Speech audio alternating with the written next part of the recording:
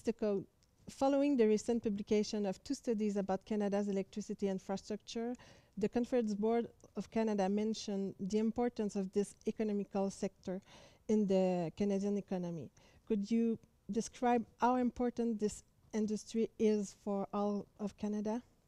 It's a very significant industry, in part because of the investments that we alluded to, which include $13 billion, all in 2002 dollars, $13 billion in GDP, $11 billion in personal incomes, significant revenues for corporations, just under $3 billion a year, personal income taxes paid to governments of almost $2 billion a year, et cetera, et cetera, et cetera.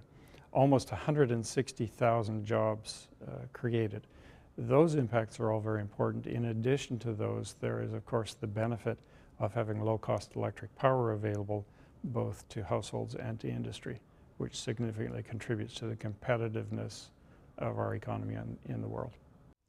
In your opinion, is it possible to develop energy on a large scale while limiting GHG emission at the same time? Eliminating, perhaps not reducing, certainly. The challenges are different in each province in that regard. Provinces like British Columbia, Manitoba, Quebec that have and have chosen to develop hydro resources are already developing their energy at a very low impact in terms of GHG emissions. Provinces like Alberta, Saskatchewan, where there is not the hydro potential that there is in other provinces, find a greater challenge. Those are also provinces where hydrocarbons production is significant and growing. There's a need to develop better technologies. It's still an open question what contribution things like carbon capture and storage will make going forward. So it's a bigger question for those provinces. I'm an optimist, so I believe that we will find the technologies that will solve the problems that we have today and reduce GHG emissions significantly.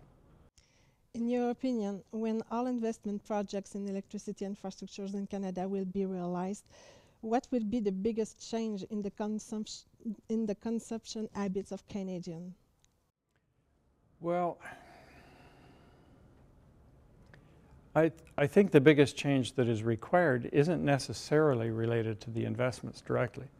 The biggest change that is required for Canadians is that we understand the wasteful consumption that we're making today and reduce, that we become more efficient and more effective in the way we use energy. I think that with respect to the investments,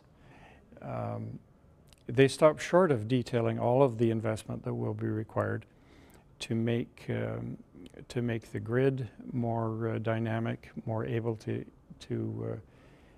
integrate and accept distributed power, to make us better able to manage our consumption within our homes and businesses.